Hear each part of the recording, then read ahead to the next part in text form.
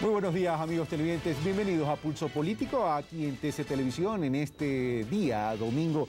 Como siempre, amigos televidentes, agradeciendo su sintonía y en esa responsabilidad que tenemos en la programación de Pulso Político y en los programas que nosotros dirigimos y conducimos, la necesidad de llevarles a ustedes espacios para incentivar la creación del pensamiento crítico. Es importante que reflexionemos, que pensemos, que analicemos, sobre todo lo que pasa en el Ecuador, en Latinoamérica y en el mundo, porque a través de ese pensamiento es que nos vamos a dar cuenta si estamos haciendo adecuadamente las tareas, si la estamos haciendo bien. Siempre digo que el camino es como una gran Y, donde tenemos que escoger entre hacer las cosas bien o escoger las cosas mal. Aquí no hay espacio para lo tibio. Así es la vida, de extremos. Y el día de hoy vamos a hablar y analizar sobre un tema que está siendo polémico y tiene que ver con la actividad periodística, tiene que ver con el periodismo, evidentemente, con la libertad de expresión, con la ley de comunicación, este lío y pleito que se ha armado con Diario del Universo. Todo eso vamos a analizar el día de hoy. Y lo vamos a analizar también porque quisiera que mis invitados concluyan. Ellos van a concluir de la manera que piensan, evidentemente, pero yo aspiraría que una gran conclusión que saquemos ustedes y yo y nosotros en general es que hagamos un gran llamado, una gran convocatoria a la paz en el país, a bajar los decibeles del debate. Debate siempre debe haber, confrontación debe haber, pero de ideas, de propuestas, pero esa adjetivización, cuando se refieren los unos y se refieren a los otros, nos está llevando a crear niveles de intolerancia que puede ser peligroso. Por eso aspiro que al finalizar el programa todos tomemos conciencia que tenemos que debatir con respeto, con altura y sobre todo con amor a la patria.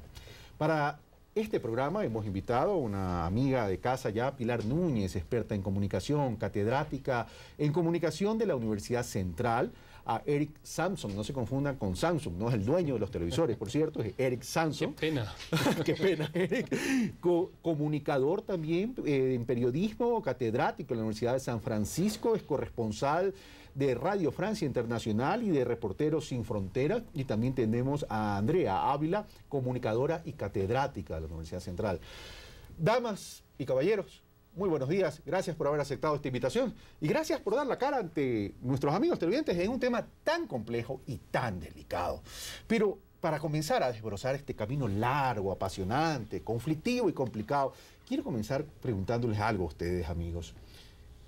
¿Qué es periodismo y qué es ser periodista? Pilar Núñez, Eric Samson, Andrea Ávila, bienvenidos. Muchas gracias, Carlos. ¿Comienzo? Comience usted. Sabes que es muy importante dilucidar esta cuestión de lo que es el periodismo y el rol del periodista. Debo decir así de simple, la comunicación social es la gran actividad, la gran disciplina, ¿no es cierto? No sé si ciencia, en fin, no vamos a discutir aquello. Solamente decir que el periodismo es una de las funciones, yo diría dimensiones de la comunicación social. La comunicación se expresa y se refleja y se ejercita, ¿no es cierto?, a través de varias formas, de varios modos, de espacios, etcétera. Y el periodismo es una función, dimensión y constituida en actividad en lo que significa un campo de acción.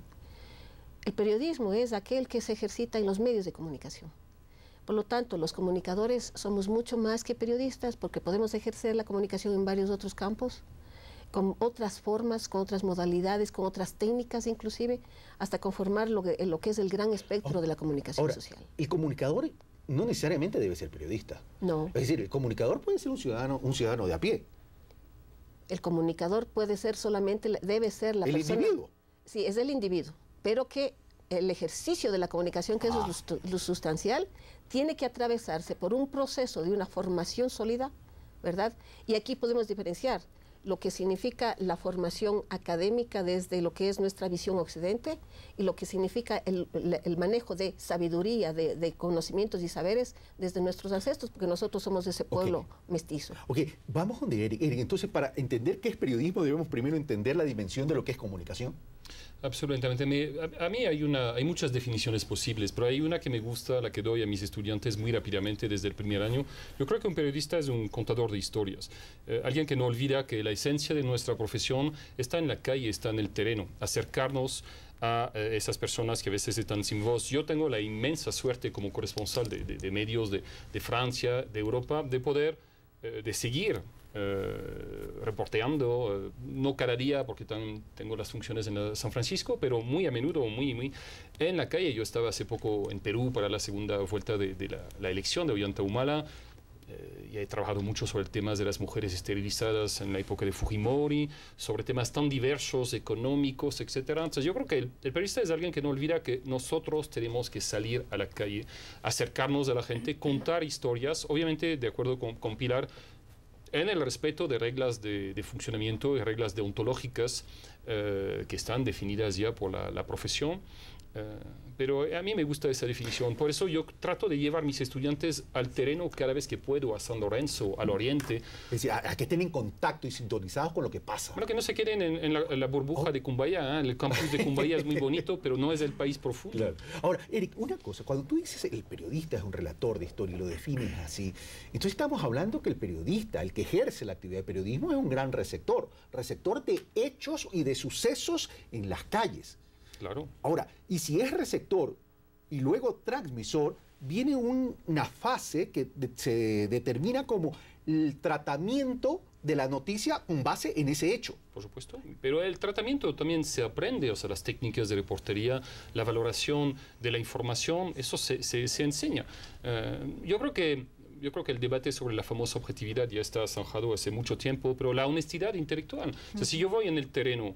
Pero la objetividad tiene que ver con la honestidad intelectual. Claro, pero digamos, la objetividad pura es difícil. Yo tengo una opinión sobre muchos de los hechos sobre los cuales voy a tener que reportear, pero yo creo que hay que ser honesto. Cuando yo voy en el terreno, hago la entrevista de una persona X, yo sé cuál es la esencia de lo que me dijo. Entonces, si yo selecciono una parte que no corresponde exactamente a esa parte, de alguna manera yo sé que no estoy siendo totalmente honesto intelectualmente. Entonces, por supuesto que vamos a tener que escoger. La única manera de informar sin ninguna, digamos, censura sería poner a disposición del público absolutamente todo el material a nuestra disposición. O sea, la entrevista de 20 minutos de A hasta Z, yo la pongo en Internet para que la gente pueda escoger, escuchar, decidir si yo he escogido bien, pero obviamente nuestro trabajo consiste en hacer esas selecciones. Por eso que tan importante es la credibilidad del periodista y del medio, que la gente tenga confianza que esa persona en ese medio hizo una selección, digamos, adecuada. Ahora, Andrea Ávila, pero ya hacer esa selección implica tomar decisiones. Yo creo que un periodista fundamentalmente es alguien que sí cuenta historias, como dice Eric, pero también es alguien que sospecha y se pregunta. Entonces, el momento en que sospecha y se pregunta también, y el momento en que decide qué poner, va a privilegiar un discurso novedoso, un nuevo punto de vista, y no seguir alimentando el sentido común. Pero cuando uno cotidiano. sospecha y se pregunta, puede llegar a dos escenarios: a dar la opinión con base en mis sospechas y mis preguntas y mis respuestas, o plantear escenarios. No necesariamente. El momento en que uno sospecha y se hace preguntas es pone en ejecución la curiosidad, y creo que un periodista tiene que ser acucioso y curioso. Exactamente. Eso definitivo. Sí, definitivamente. Y no creer porque el personaje que tiene al frente le cae bien o le simpatiza o logró una conexión, no dejarse llevar por esa subjetividad emocional que tenemos todos los seres humanos, sino apelar a su profesionalismo y poner una distancia objetiva, ahí sí, ¿no? Una distancia objetiva en la cual comienza a hacer preguntas de por qué esa persona piensa lo que piensa o plantea lo que plantea. ¿Y qué tan fácil es alejarnos, ejerciendo esa objetividad, de los afectos y desafectos que podemos tener? Yo creo que otra vez apelamos a la ética, apelamos al profesionalismo, apelamos a técnicas, ¿no? A técnicas de reporterismo también, a saber que somos seres humanos y que en un momento nos podemos sentir identificados con quien tenemos al frente o con quien hemos compartido un hecho o frente a un suceso, pero luego tenemos que tener claro hasta qué punto nos identificamos y desde ahí distanciarnos otra vez. Somos seres humanos, sin lugar a dudas. No, eso es evidente. Ahora, pero este tema de la ética me lleva a la siguiente pregunta: la responsabilidad. Ahí está la clave. Y esa responsabilidad me parece a mí que tiene que ver con lo que están diciendo los compañeros. Y nos hemos acostumbrado aquí, como en otras partes del mundo, a ejercer un periodismo que solo se queda en el hecho.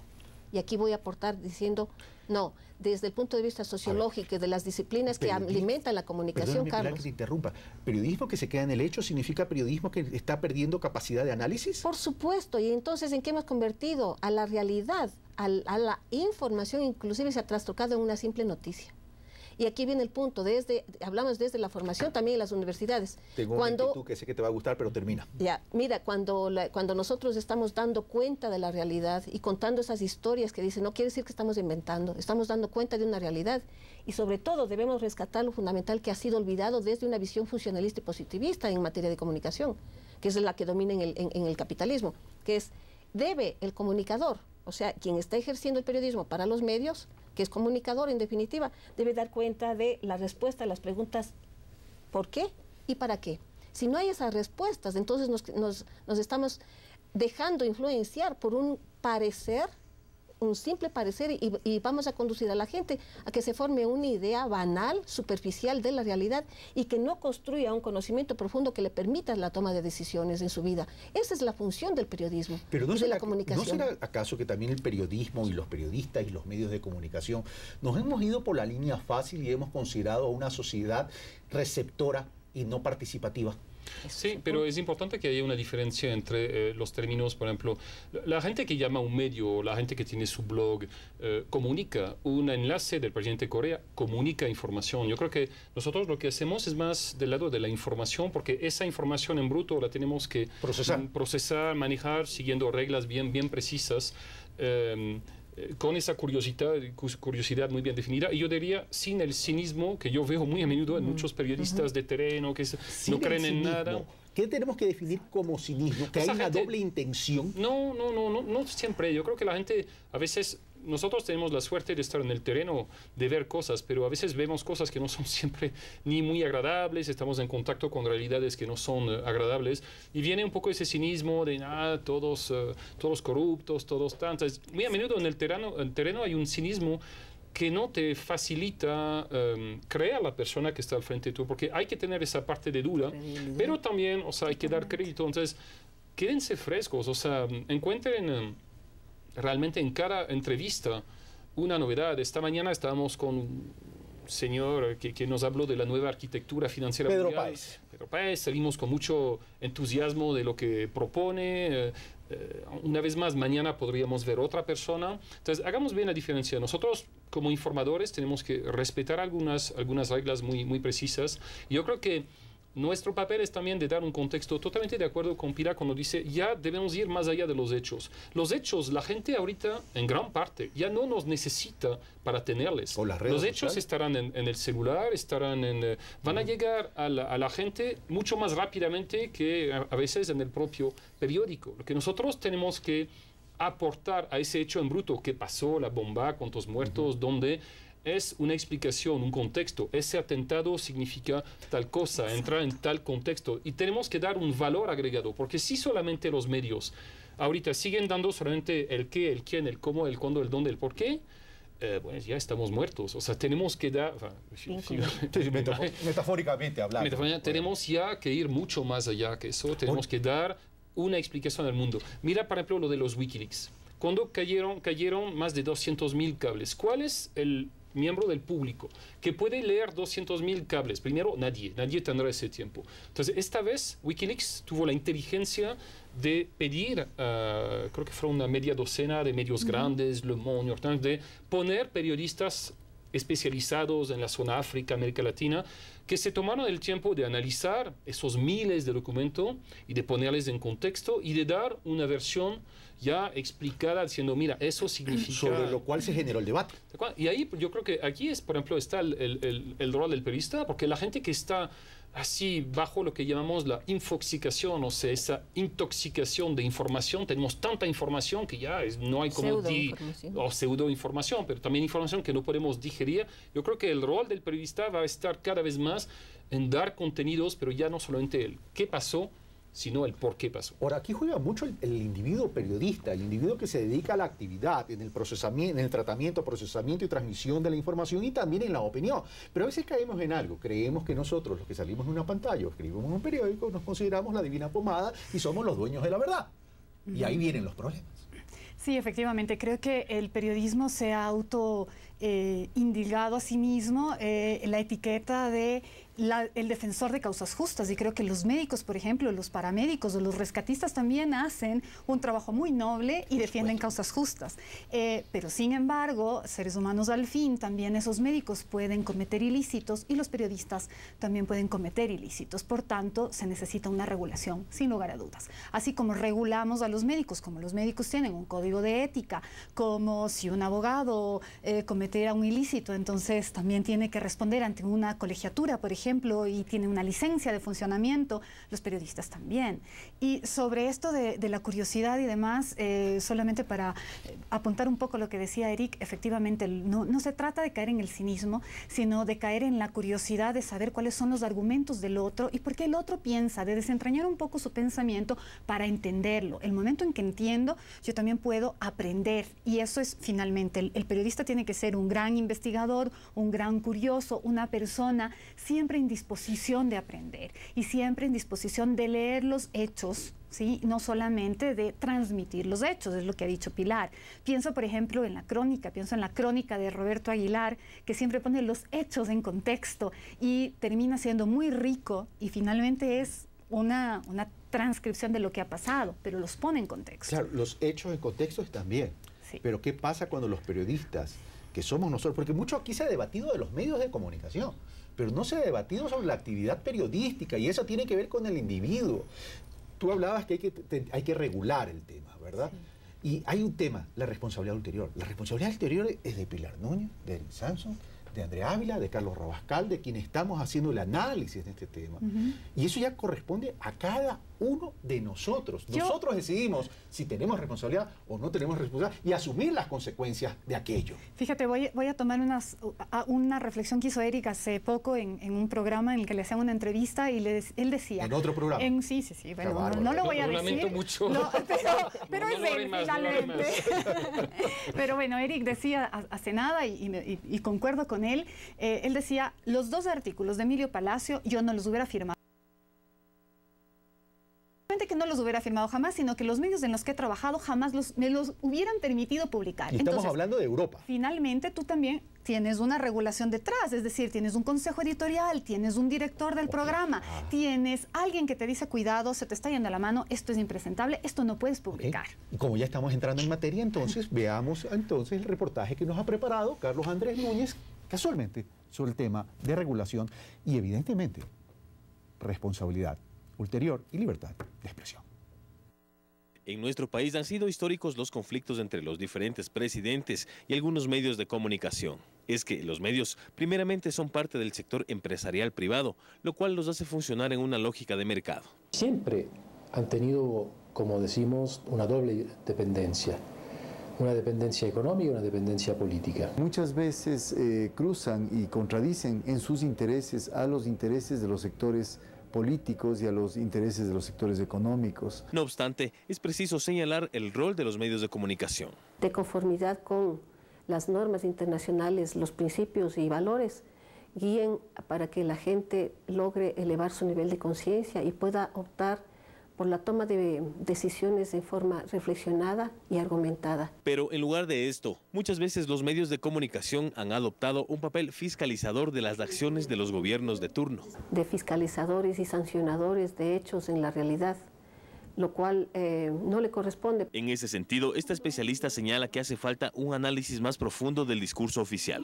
Tienen que manejar la mayor objetividad posible y tienen que sospechar tanto del político cuanto del empresario privado. ¿Por qué no se sospecha de todos?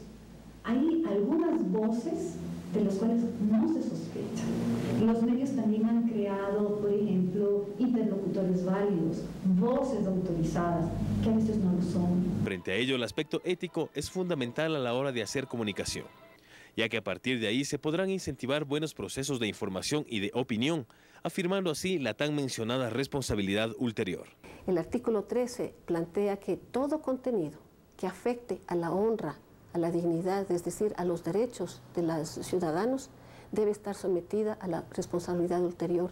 A mí me parece que eso es un logro sustantivo, con lo cual se logra también reivindicar el grande significado y profundo significado que tiene la opinión. Pues en casos como los del juicio contra Diario El Universo que planteó el presidente Rafael Correa, se dice que el editorialista Emilio Palacios abusó de su libertad para opinar, aunque también se habla de una desproporcionada exigencia económica por parte del mandatario en la demanda. Y es que el límite entre ejercer la libertad de expresión y caer en la desinformación es muy frágil. Por ello es necesario aplicar normas de regulación. Hace poco el diario británico News of the World, tildado como sensacionalista, fue cerrado luego de 168 años de funcionamiento, al descubrirse que participó en varias operaciones de espionaje que afectaron a políticos y otros personajes. Por eso la participación ciudadana es fundamental para evitar los excesos.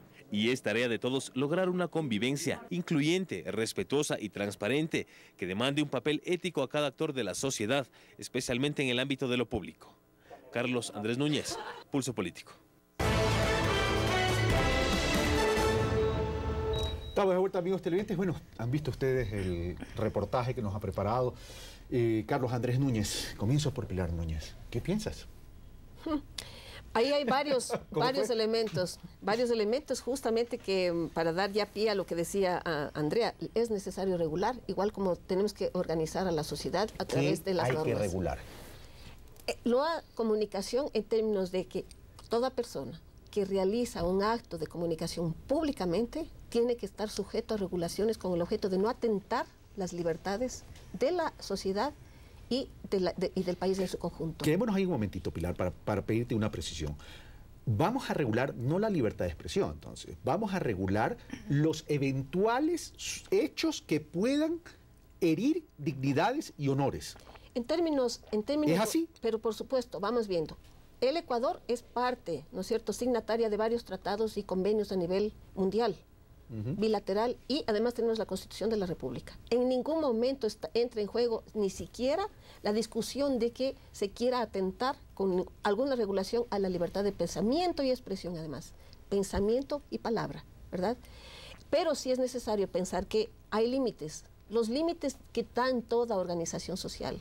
Yo puedo ser libre para caminar en las calles, pero no puedo entrar en una casa porque puede ser acusada de ladrona, así de simple, a pesar de que es mi territorio, a pesar de que es mi barrio, y al mismo tiempo debo precautelar mi casa. Es una comparación solamente para que nos podamos entender. Sin embargo, pero viene el punto. El momento en que una persona está haciendo el acto comunicacional a través de todas las formas, no solo a través de los medios de comunicación, debe estar sujeto a esa responsabilidad. Eso no significa que se esté atentando a su libertad de expresión. Pero también hay libertad de expresión. ¿Y qué pasa con el derecho a la vida, el derecho a la honra, a la dignidad, al buen nombre, a la soberanía nacional, hablando ya en términos colectivos de país? Es necesario precautelar eso, de lo contrario viviríamos en un caos permanente. Porque ¿quién tiene la patente de corso para decir mi libertad es la que vale y no la tuya? Y lamentablemente eso es lo que ha ocurrido generalmente en el ejercicio de muchos de los medios de comunicación, como hemos hablado, no todos por supuesto, en que se han arrogado para sí, Andrea decía algo parecido, se han arrogado para sí el hecho de decir nuestra libertad de expresión no es la de los otros. De lo contrario, veamos, ¿cuál es el ejercicio periodístico en esos medios? ¿Quiénes son los personajes entrevistados? Y cómo además se ha querido confundir la información y la opinión, Carlos. Esto es sustancial. ¿Para qué? Para decir que solamente quien tiene informaciones inexactas, no plurales, no verificadas, estaría sujeto a la responsabilidad ulterior. Y aquí tengo que decirlo con mucho énfasis. ¿Y qué pasa con la opinión? La opinión implica, en definitiva, el conjunto de dos elementos sustanciales: información y argumentación para lograr las explicaciones que hablábamos hace un instante. Y argumentación basada en lo que decía Andrea. Por supuesto. La curiosidad, la curiosidad, la investigación. Y que tiene que darse cuenta de la realidad, porque no, ahí viene el punto. La señora Botero, analista, ¿no es cierto?, de la libertad de expresión, la relatora en libertad de expresión de la Comisión Interamericana de Derechos Humanos, dice que debemos entender que la opinión es simplemente un juicio de valor. Eso no se lo creo a nadie, porque además es totalmente un atentado a la capacidad de pensar y a la conceptualización de lo que debemos tener como opinión. Por lo tanto, la opinión también tiene que estar sujeta a esa responsabilidad ulterior, porque decir lo que uno piensa, decir lo que uno quiere, no quiere decir afectar a la otra persona. Vamos entonces ahora, aquí se ha asociado responsabilidad ulterior con la generación de una censura previa. Ya en esta mesa se habló algo de esa censura en términos de los consejos editoriales. ¿La responsabilidad interior está asociada a la censura previa? Es decir, ¿nos va a limitar nuestra capacidad de expresarnos? No, eso es algo que existe, o sea, en la mayor parte o casi todos los países democráticos no se acepta la censura previa, pero sí la censura ulterior. O sea, no podemos andar a hablar y que no nos pase nada si lo nuestro no es fundamentado. No, la censura ulterior implica una responsabilidad. Yo creo que los medios olvidan a veces que aunque cuando publican la opinión de un comentarista o de una fuente X, tienen una responsabilidad. Si, por ejemplo, tengo una discusión, nos peleamos los dos en un lugar cerrado, es entre dos personas. Si un medio llega por acá y publica esa información, hace público, o sea, publicar es hacer público un problema que tenemos, ¿ok? ¿Y eso qué implica? Que si uno de los dos difama al otro, esa difamación va a cobrar una fuerza, va a ser escuchada por miles, decenas, cientos de miles de personas y una persona podría sentirse afectada. Entonces, yo creo que los medios no deben olvidar que tienen una responsabilidad a publicar lo que sea. Entonces, a veces se dice, no, pero los espacios de los comentaristas, no, sí, los espacios de los comentaristas también difunden más allá de la opinión. Por ejemplo, a mí me extraña, Emilio Palacio, a todas luces, no sabe la diferencia entre opinión y difamación. Decía que el presidente es un pésimo presidente, es opinión. Tú estás o no de acuerdo, está fundamentado o no, tienes todo el derecho de decirlo. Tal café es bueno o malo, es opinión. Ahorita acusar a alguien de algo, ahí tienes que comprobarlo. Cualquier de nuestros estudiantes de primer semestre sabe eso. Claro, una cosa es opinar, este gobierno es bueno o malo, es opinión. El programa económico de Rafael Correa no funciona, es opinión. Hasta yo aceptaría, por ejemplo, lo de tratar a Rafael Correa de dictador, para mí es una opinión extrema, pero para mí es una opinión. Porque hay algunos elementos... ¿Dónde está la transgresión de esa regla en Emilio Palacio? En acusar al presidente de haber ordenado disparar contra un hospital. Por ejemplo, lo de dictador para mí es límite, pero es aceptable, porque hay elementos que podrían ser objeto de un análisis que llevan a esa conclusión. ¿Quién dijo que iba a poner mano en la justicia? ¿Emilio Palacio o Rafael Correa? El presidente dijo eso. ¿Existe en el país una real separación de los poderes? O sea, desde Montesquieu, desde el siglo de las luces, la separación de poderes está considerado como una condición sine qua non de un régimen democrático. Por lo tanto, el presidente dijo, yo voy a poner manos en la justicia, hay una comisión de 3 miembros que durante 1 año y medio va a ser un poco... va a reorganizar, veremos lo que sale de eso. Entonces, uno podría decir, ok, no hay separación de poderes, por lo tanto, no estamos en una democracia de verdad, por lo tanto, yo considero que Rafael Correa no es un presidente, sino más bien un dictador. Yo no comparto eso, me parece excesivo, pero entra al límite de lo que para mí podría ser opinión. Y para mí no merecería nadie ser enjuiciado y condenado por eso. Ahorita, decir que Rafael Correa mandó a disparar contra un hospital, eso es acusar a una persona del cometimiento de un delito y eso tiene que ser comprobado. Y tiene que ser comprobado antes de escribirlo, no después de. Eso es un buen punto. Antes de escribirlo, no después de... Tú no escribes si no tienes el elemento... Antes de pasar donde Andrea, una de las defensas de Emilio Palacio es, dice Emilio Palacios, hablé en condicional. No. Primero, el condicional hace ya rato que no es suficiente como para hacer... durante un tiempo, hace quizás 20, 30 años, en las cortes eso funcionaba. Yo puse condicional. Y cada vez más los jueces, las cortes, han estimado que ya no es suficiente. Porque la gente cuando escucha algo se olvida del condicional muy rápidamente y solo se queda con la idea central. Entonces, el condicional, por ejemplo, en mi país ya no es suficiente como para decir... yo estoy protegido. Además, ¿por qué hablar en condicional? Nosotros tenemos que hablar al afirmativo. Tal persona dio tal orden y lo sé porque tengo un testigo, un documento, lo que sea. Vamos a Andrea que está queriendo hablar. Sí, siguiendo lo del condicional, el ejercicio del condicional es como simplemente para archivarlo. Alguien que comience a hablar en supuestos, en subjuntivos, es para decir, usted no tiene ninguna opinión ni ningún argumento, está hablando de supuestos, por tanto, su opinión no es válida en ese aspecto. Tiene que hablar siempre en indicativo, en presentes, en pasados, en futuros reales, ¿no? Que indiquen una acción, no que supongan una acción. Sí, definitivamente. Y luego, es verdad, en todos los países democráticos hay no solamente que censura previa, hay consejos editoriales, en fin, guías, ¿no?, adecuadas. No estamos hablando de censura. Ojo, pero la censura, en el caso de la responsabilidad, que algunos dicen que hay censura previa porque el consejo editorial, no es censurar la opinión, es sino censurar el evitar herir o herir la dignidad y la honra de alguien. Sí, exactamente, es decir, pero no poner es que te cambie cuidado. el contenido. No, no te va a cambiar el contenido, pero sí poder decir, mira, ten cuidado, esto se te está yendo la mano, aquí podemos tener un problema y me parece legítimo hacerlo. Y luego también, hace unos 2 o 3 meses, una cadena de televisión española fue sancionada con una multa económica por haber entrevistado a una persona que en un momento dijo que otra era un fascista. Y eso en Europa es absolutamente condenable. Bueno, exacto. a nosotros nos han dicho, y lamentablemente Emilio Palacio lo ha dicho, yo entiendo que él está medio alterado en estos momentos, que a todos los que trabajamos en medios públicos o incautados somos fascistas porque herimos la dignidad del ciudadano. Imagínate, eso en España fue sancionado y fue una multa muy grande puesta por un juez porque esa cadena le permitió a alguien decirlo, era un entrevistado. Y solamente por el hecho de haberlo pasado fueron sancionados, entrevistado y también cadena.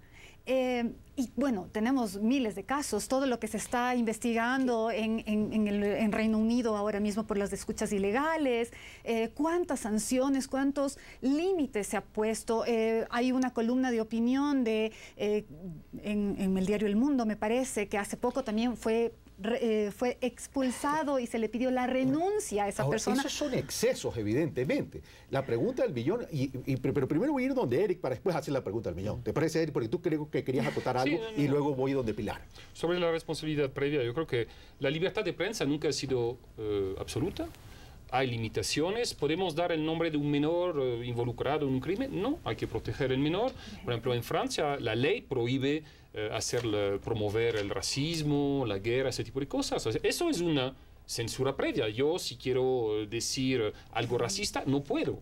O sea, así de simple. Entonces, la libertad de expresión nunca ha sido absoluta y obedece a algunas reglas precisas. Sin embargo, lo que sí tiene que ser claro es que cualquier limitación a esa libertad de expresión tiene que ser expresamente escrita en la ley. Nada debe ser dejado a la subjetividad de un juez, porque ahí sí el juez, por ejemplo, lo que preocupa mucho en el debate sobre eso de violencia.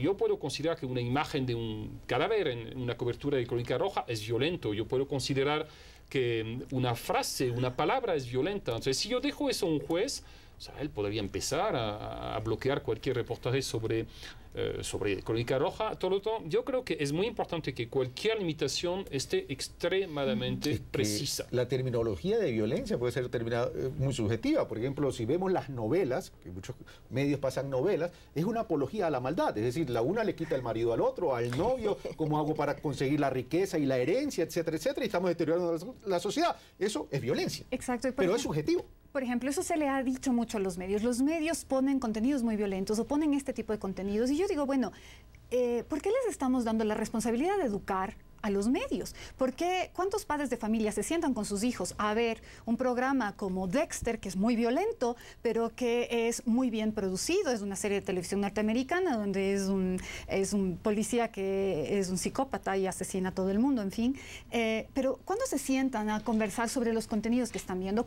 ¿En qué escuelas hay proyectos, hay dentro del pensum de estudio, análisis de medios? ¿Por qué no se utilizan los medios, lo que vemos en los medios, como parte del pensum de estudios? Hace nada Harvard había abierto un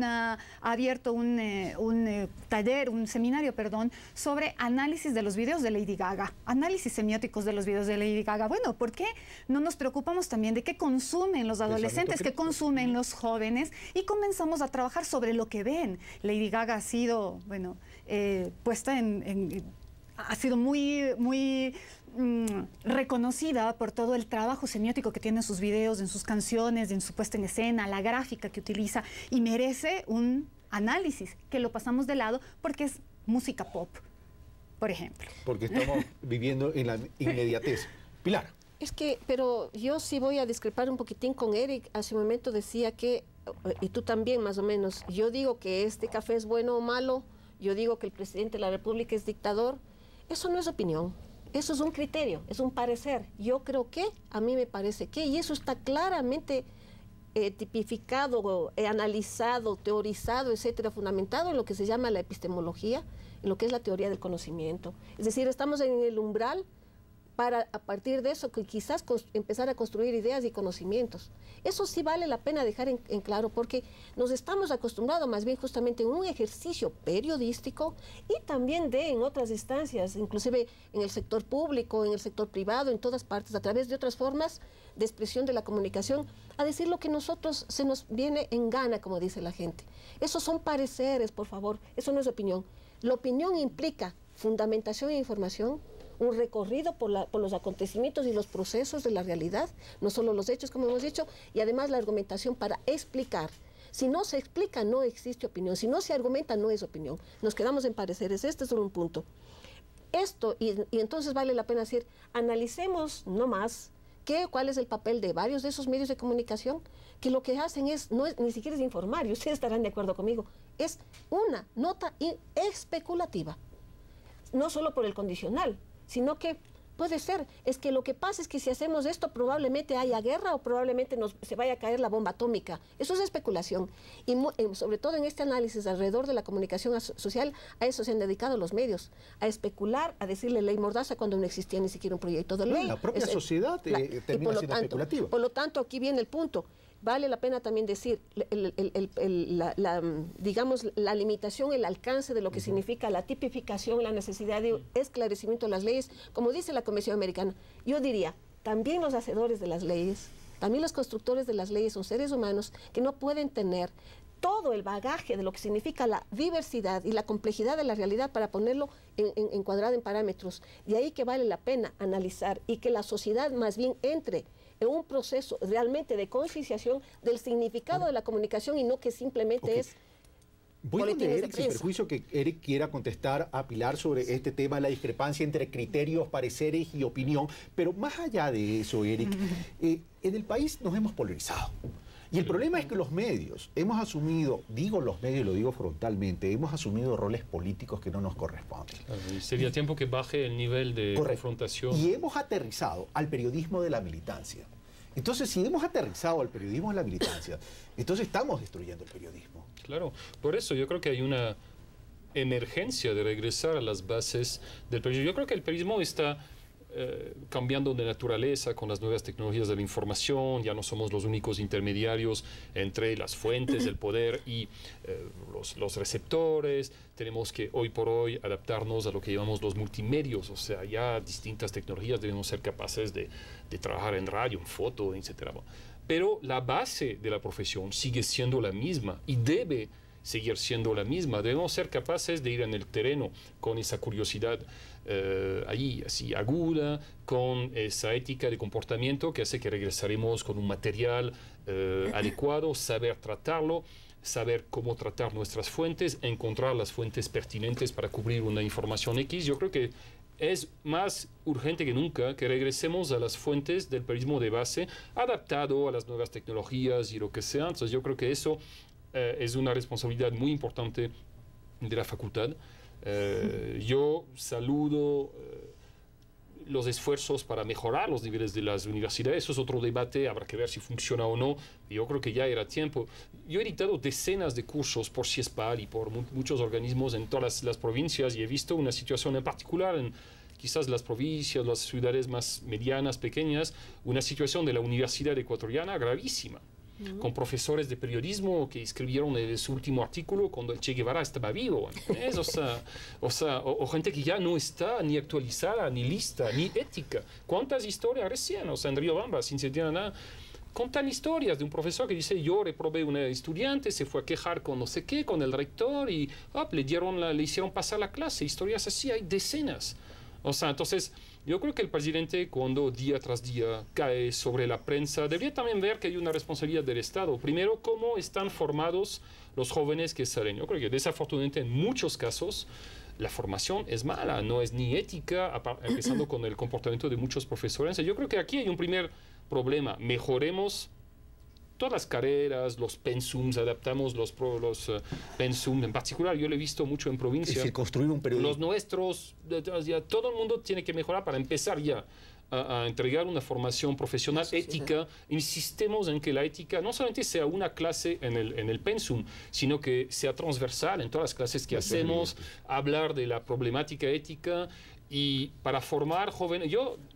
Mi esperanza para el mejoramiento de lo que vemos está en mis estudiantes, en los tuyos. O sea, yo creo que ojalá esos jóvenes que cada vez más están contratados por los canales. Yo sé que hay aquí un debate sobre la profesionalización. Yo personalmente la defiendo, otros no están de acuerdo. Yo creo que la profesionalización, esté o no en la futura ley, más allá de los editores, yo creo que se está dando en los hechos. Cada vez más yo veo a quién contratan los medios. A gente ahí nomás, no, contratan gente salida de nuestras universidades y por lo tanto yo creo que poco a poco se va a hacer, pero insistemos para que la formación de los jóvenes periodistas sea cada vez mejor. Y yo sí creo que debe haber la profesionalización y yo, claro, yo no soy profesional del periodismo, yo soy ingeniero comercial, pero hago entrevistas y lo que trato de buscar son razonamientos para compartir con los amigos televidentes. Pero estamos en una pelea ahorita, medios y política. Y resulta que quienes hacemos los medios somos quienes hacemos opinión o quienes hacen periodismo. El problema es que depende de nosotros, no del propietario del medio, si nosotros queremos enriquecer el periodismo. Porque somos nosotros los que opinamos ante los televidentes, ante los ciudadanos. Y somos nosotros los que procesamos la noticia. Hemos perdido esa independencia y autonomía por resolución, decisión imputable a nuestro propio vivir. Vamos a ver, yo voy a decir algo que puede resultar muy polémico, pero creo que... Aquí no estamos para cuidar formas, estamos para hablar la verdad. Creo que si uno ve los periódicos, la prensa que cada país tiene es la prensa, refleja la ciudadanía que tiene. Y eso es real. ¿A qué voy? Retomo varias cosas. Retomo que necesitamos una autocrítica. Necesitamos la autocrítica del Estado, que no ha hecho mucho o ha hecho poco para enriquecer la calidad de la educación. Es decir, si no tenemos personas bien formadas, con capacidad crítica, con capacidad de lectura de la realidad, que entiendan lo que es el negocio de los medios de comunicación, el ejercicio del periodismo, y que no lo vean como algo distante o que solamente se dejen obnubilar por el espectáculo que presentan los medios, ¿no? Porque eso tenemos que entender también que los medios tienen una omnipresencia, están muy presentes y por tanto tienen una influencia directa, quieranlo o no, en la construcción del pensamiento de la sociedad. Y muy poderosa, efectivamente.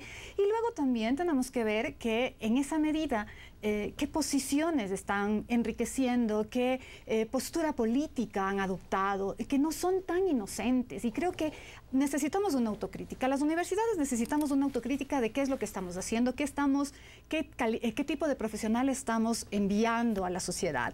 Creo que los medios también tienen que ver qué es lo que están haciendo con las noticias y cómo construyen su universo noticioso. Lo que ha dicho Eric, lo que has dicho tú en este momento es un deber ser. El tema es, ¿nos estamos enrumando a eso o estamos bloqueados? Finalmente, si vamos al origen de los medios de comunicación, los medios siempre han sido, nacieron con un afán comercial, ¿no? Originalmente, pero luego fueron el gran hacedor del momento democrático, es decir, aquellos que posibilitaban la discusión política en sus páginas, ¿no? En la radio o en la televisión, es decir, siempre han estado vinculados a la divulgación política. El momento en que toman una postura política es cuando ya no se puede desconfiar de ellos, se puede desconfiar de la distancia, de la distancia necesaria para leer la realidad. ¿Y tomar una postura política es que un medio sea ideológico? Pero claro, ahí viene el punto. Voy a ir a lo que decía Aristóteles, todos somos sujetos políticos, quiere decir seres con capacidad de toma de decisiones argumentadas. ¿Pero es malo que un medio sea ideológico? No, yo diría que el punto es de qué ideología hablamos, habíamos hablado alguna ocasión. Significa que no puede haber neutralidad. El medio de comunicación como tal, los dueños de los medios saben que tienen una intención al tener un medio de comunicación. Hay que preguntar cuál es la intención. Es construir una sociedad digna, organizada, yo diría, para el buen vivir, o cualquier modelo que adoptemos en un país determinado. Para el buen vivir necesitamos primero un buen convivir. Por supuesto que sí, por eso mismo, Carlos. Es decir, hay una serie de condicionamientos y qué mejor el papel de los medios que lamentablemente en este momento se han olvidado de su función real, de cuál es su papel y cuál es su rol, que es el que comenzamos esta charla. Por lo tanto, puede ser que los dueños de los medios también tienen que ser ideológicos, van a tener su ideología porque son seres políticos, pueden pertenecer a partidos políticos, pero ¿cuál es el punto? ¿Van a imponer ese criterio o van a posibilitar el debate? Tú lo has dicho y hemos dicho en esta tarde. Vamos a posibilitar el debate, vamos a generar esa discusión en la sociedad. Por lo tanto, educación y comunicación están de las manos. En este momento se ha polarizado tal la situación y aquí viene un análisis que no debemos descuidar. Se ha puesto en la palestra de la oposición y del contrapunto a los medios de comunicación y al gobierno. Y vale la pena rescatar, si es que el papel de los medios de comunicación son esa mediación que hablaba Eric, entonces, ¿quién es el interlocutor de los medios? La sociedad, no los gobiernos, no los poderes, somos la sociedad. En esa interlocución es lo que implica esa educación también a la gente para que aprenda a demandar y con vigor los contenidos que requiere de los medios de comunicación. Andrea, ¿querías acotar algo? Sí, pero también se puede transparentar, por ejemplo. Es decir, un medio, y eso no pasa en el Ecuador, un medio puede transparentar cuál es su posición política. Si no hay problema. No? ¿Por qué no transparentarla? Yo creo que nos queda clarísimo cuál es la postura, ¿no? ¿Cuál es la postura de El Mundo en España? Es un periódico de derecha y todo el que lo lee sabe cuál es la postura del Mundo. Y va al país y sabe que tiene una posición diferente a la que va a encontrar en El Mundo porque es un periódico un poco más de centro. Pero aquí no, aquí todos los medios, si uno dice el universo es de derecha, por decir algo, o el comercio es de derecha, inmediatamente están diciendo, nosotros no, nosotros somos objetivos, nosotros no tenemos una postura. Son, pero, o sea, bajaron del cielo a hacer periodismo. Totalmente de acuerdo. Recordemos en los Estados Unidos, en una campaña electoral, al final de la campaña electoral, los medios se determinan. El New York Times dice, yo apoyo Obama. Fox News apoya al candidato republicano, pero lo dicen. O sea, eso claro, el tema no es disfrazar mis intenciones. No, ahora, pero el tipo de medio que realmente necesitamos, para mí, es un tipo de medio bien difícil de encontrar.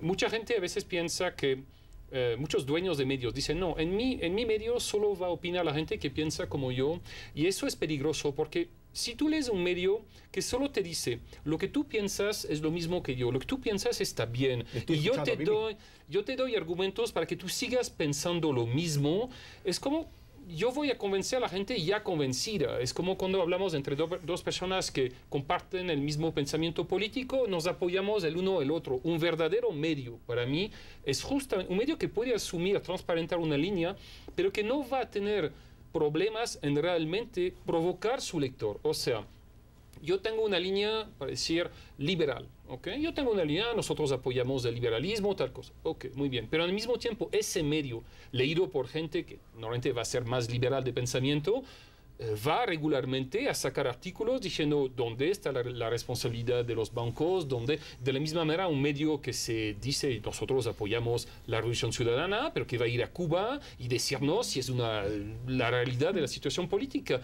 Eso es un medio que cuando tú lo lees dices, oye, pero eso lo que dice, pero por dentro tenemos que provocar reflexión, debate. Si solo te digo, tienes razón, eres la mejor, tienes razón, no avanzamos. El problema es que mucho... Claro, pero para que complementes, Pilar, y esto tiene que ver con la línea editorial, para que la gente entienda que es una línea editorial. Pero por supuesto, pues, ahí viene el punto. ¿Qué se llama línea editorial? ¿Quiénes son los actores de un medio de comunicación? Eso quiere decir dueños, salas de redacción, periodistas, ¿no es cierto? Todo el mundo sabe que existe una línea. Y esto tiene que ver con el enfoque, con la ética, esto tiene que ver con los códigos de ética y la deontología de los medios de comunicación y de los comunicadores, etcétera. Por lo tanto, perfectamente, todo el mundo dice, sí, vamos a luchar por la libertad de expresión.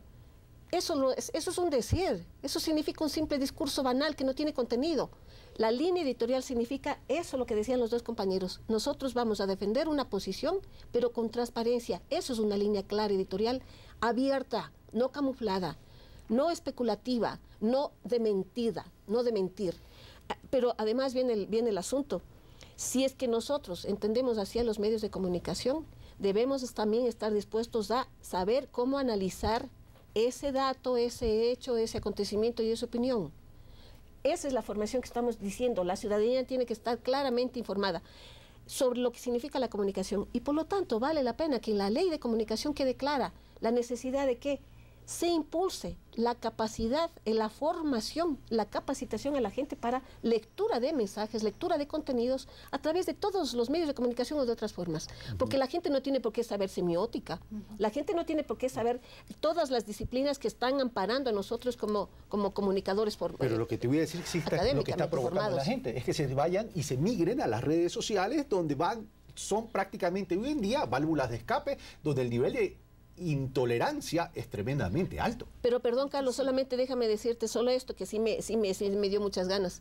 Las redes sociales, el uso y manejo de las redes sociales también está siendo contaminado por la misma forma de trabajo ya de los medios de comunicación. Lamentablemente. Eric, ¿quieres opinar algo sobre las redes sociales? Ya me quedan 7 minutos.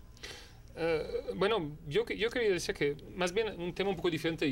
Me preocupa mucho, vivo aquí 22 años, conozco mucha gente de los medios y yo estoy sintiendo en el terreno mucha animosidad entre reporteros que deberían estar todos en el mismo combate. O sea, todos nosotros deberíamos exigir lo mismo, tener editores que nos van a proteger de las presiones de los dueños, etc. Yo todavía recuerdo el diario El Universo en tiempo de Azpiazu, cuando cayó el banco, el día siguiente lo compré y no había ni Tú hablas del diario El Telégrafo, perdón. Perdón. El diario El Telégrafo. No había, en tiempo de Azpiazu, no había ni una línea de análisis sobre la caída del banco. Solo había en página 3 la opinión del dueño del diario. Ese día dejé de comprar el Telégrafo porque era realmente absurdo, o sea, el tratamiento de la información. O sea, yo creo que hoy por hoy yo siento en el terreno que hay una tensión entre los camarógrafos de los medios incautados, de los medios públicos, de los medios privados, cuando yo creo que todo el mundo deberíamos estar en el mismo bando diciendo, ok, lo que necesitamos es gente que nos protege de las presiones del gobierno, que no digan que no hay, porque eso también tengo amigos que me cuentan que los medios incautados, la línea no es independiente, de los dueños de los medios. Entonces, deberíamos estar todos en el mismo campo y a mí me temo que estamos ya viendo un nivel de animosidad que es muy, muy fuerte y ese nivel viene del mismo poder, del mismo presidente. Por ejemplo, un solo ejemplo rapidito, cuando el presidente pasa criticando la prensa mediocre, ok, muy bien, él no fue el primero en decir eso, creo que los que estamos aquí lo hemos hecho en muchísimos medios reconociendo la cosa, pero cuando en una cadena reciente dice, algunas personas me dijeron que tal persona es un traficante de tierra, en vivo, frente a, yo no sé cuánta gente escucha en las cadenas, son cientos de miles de personas.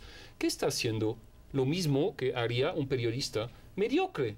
O sea, un periodista profesional, cuando recibe una denuncia, ¿saben que tal persona es un traficante de tierra? ¿Qué hace? ¿O qué le hace hacer su editor? Dice, ok, empiezas a investigar, vas a buscar al SRI, cuánto pago, al registro de la propiedad, busca más testigos que dicen que también esa persona, y una vez que tú tendrás los elementos, publicamos. ¿Qué debería hacer el presidente en el caso de esa denuncia? Hubiera debido mandar, y él tiene recursos que nosotros no tenemos, pedir al SRI, a la policía, investiguen, y en 1, 2, 3 semanas, cuando estén los elementos, decir, hace 3 semanas gente me dijo que tal persona era un traficante de tierra, hoy día podemos decir que es o no cierto. Entonces yo encuentro bastante contradictorio caer sobre la prensa mediocre y a veces hacer exactamente lo mismo. Vamos donde Andrea. Andrea, Eric dice, hay presión en todos lados. Hay en los privados, yo no los llamo independientes, yo los llamo privados, y hay en los incautados o los públicos. Pero ahí viene una gran diferencia, el individuo. El que hace la opinión, el que hace el periodismo. Si yo me dejo presionar, depende de mí. O sea, evidentemente yo puedo recibir una presión, pero depende de mí tomar la decisión. Ahora, esta ley de comunicación, cuando Eric dice el editor, ¿dónde está el editor que proteja al periodista, etcétera, etcétera? Y esta ley de comunicación, que la llamamos ley de comunicación, ¿se tomó la molestia por lo menos de crear un marco jurídico que proteja al periodista? Vamos a ver, primera cosa. Es verdad, este es un negocio y en un negocio como en cualquier otro, las personas que trabajan para él saben que hay cuestiones que no pueden hacer o que no pueden decir porque si no simplemente les pueden despedir. Entonces, quitémonos la máscara de un puritanismo que no existe. Sí existe esa presión, la existe, es evidente, y porque es un negocio como cualquier otro. Entonces creo que se ve que el periodismo, que el ejercicio de los medios o el trabajo de los medios no es un negocio como otro, no, sí lo es. Primer punto, y eso creo que tiene que quedar clarísimo. Luego, proteger al periodista, claro, la ley tiene que proteger el ejercicio periodístico, tiene que proteger, por ejemplo, cuando un periodista se enfrenta a grandes mafias. Los periodistas mexicanos tienen muchísimas protecciones. El Estado tiene que proteger a todos y cada uno de sus individuos y más aquellos que hacen un trabajo que puede estar relacionado con algún riesgo. Por ejemplo, enfrentarse a bandas de criminales. Eso sin lugar a dudas, ¿no? Pero también creo que yo no conozco, díganme ustedes si conocen, un solo caso en donde un periodista se haya enfrentado a su medio. Yo no lo conozco. Conozco, por ejemplo, sí, casos en Televisa México, Aristegui, la periodista Aristegui, cuando decidió poner al aire una investigación sobre el cura Maciel y sabiendo que había una relación de la línea del cura junto a los dueños de Televisa y los dueños no le dijeron que no. Fíjate, pero ese riesgo y ella lo cuenta, es decir, nadie lo sabía, nos lanzamos a ponerlo al aire y a que se nos venga todo encima, eso yo no lo he visto en el Ecuador. Pero además, yo no he visto ese Pilar. riesgo. Sí, yo quiero acotar algo. Cuando nosotros hablamos de la real condición de trabajo en un medio de comunicación, sabiendo las condiciones. Me quedan 4 minutos para que administren el tiempo, señores. Sabiendo las condiciones, viene el asunto.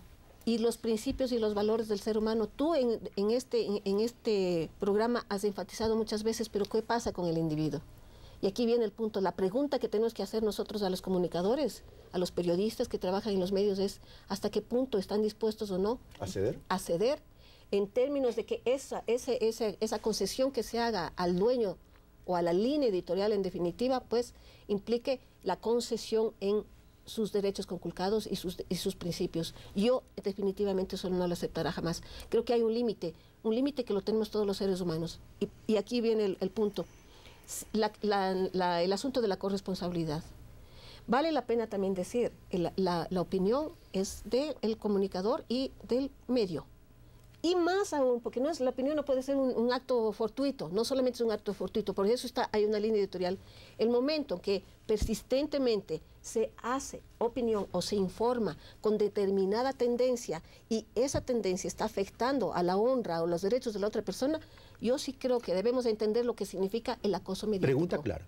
¿El tema del caso Universo entra dentro de esa concepción que acabas de expresar? Por supuesto que sí, Carlos. Okay. Todo el país conoce que durante 4 años y sobre todo en el último año, lamentablemente el señor Emilio Palacio ha escrito lo que él ha considerado conveniente y eso quiere decir que si escribió una vez, 2 veces, 3 veces y el medio no se da cuenta, los dueños no se dan cuenta, pero sí existe la persistencia, el asunto consistente, eso hace la necesidad de la corresponsabilidad. Eric Sanson. Sí, pero eso no justifica, totalmente de acuerdo, yo lo dije y lo repetí hoy, pero eso no justifica que se haya solicitado 80 millones de dólares por eso. ¿Cuál es el daño? ¿Cuáles son los daños reconocidos por la ley? Daños emergentes. ¿Qué ha perdido el presidente de Corea por esa columna de opinión? Nada.